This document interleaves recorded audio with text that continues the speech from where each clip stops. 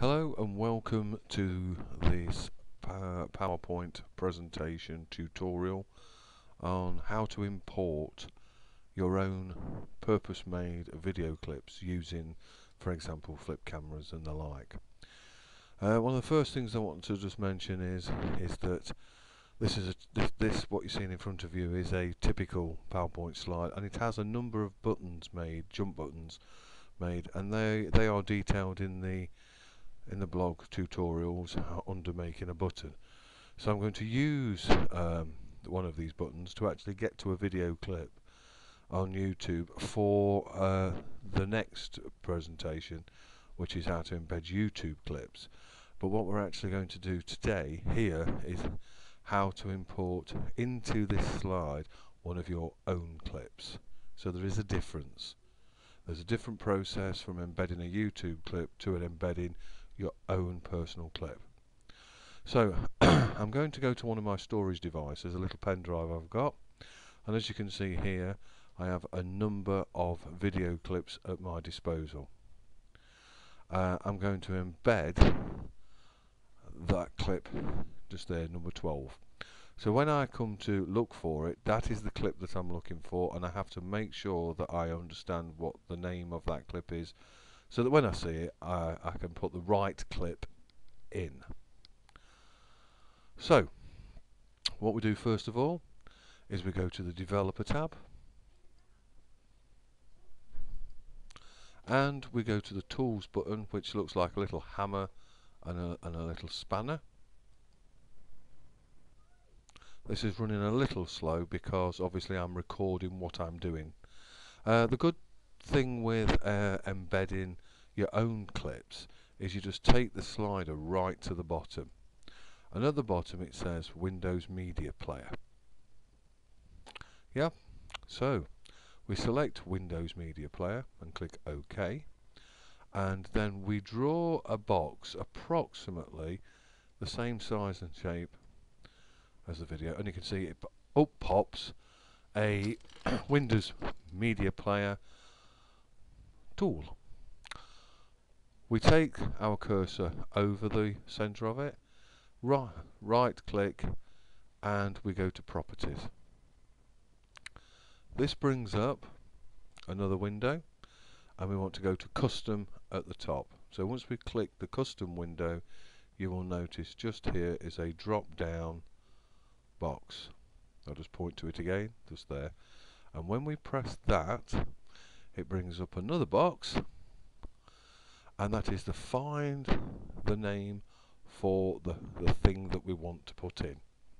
Before I do that, I'll just take you through here. We obviously have some volume controls left and right, so when we played our clip before we put it in, if we thought it was a little bit quiet we'd bump them up.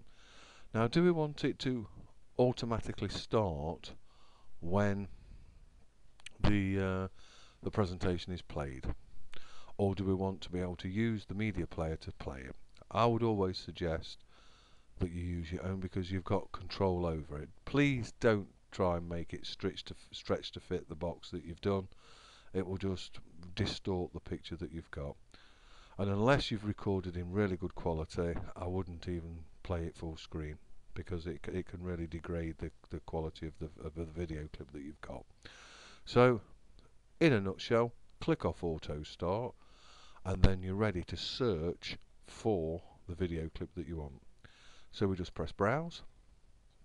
This has gone to one of my previous locations, so I'm going to go to my computer, store and go, which is my video clip, and as you can see it's now come up with a picture and a list of names, which is why you have to pay attention when you're looking at your video clip to make sure that you're choosing the right one, because you don't get a snapshot of the video to let you know what it is. So I've chosen number 12 like I said before, and I'm going to say OK, and you can see that it's coming in here,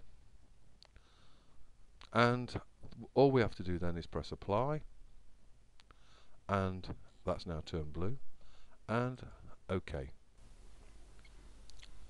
So when I switch that down and off, hopefully when we go to slideshow from its current slide and we were to press play, unfortunately the software doesn't support 2 levels of video. It is playing and you will see it. So we can press stop. I'll just end the show.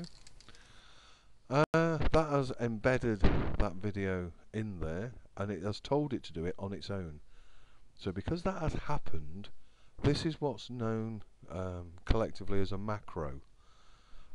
In this instance we can view a macro as something that the PowerPoint is going to do without us having to tell it every time.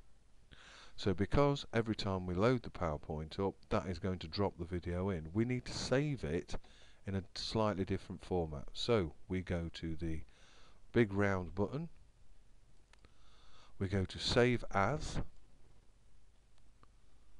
right,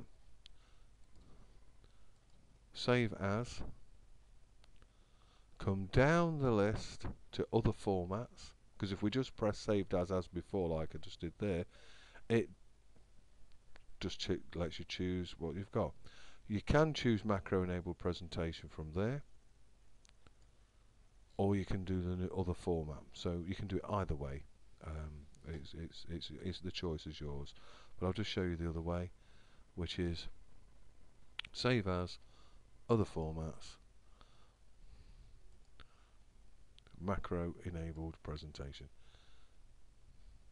and then we'd save it as that, and that has then saved to the previous location that I had it, or you could choose a location of your own,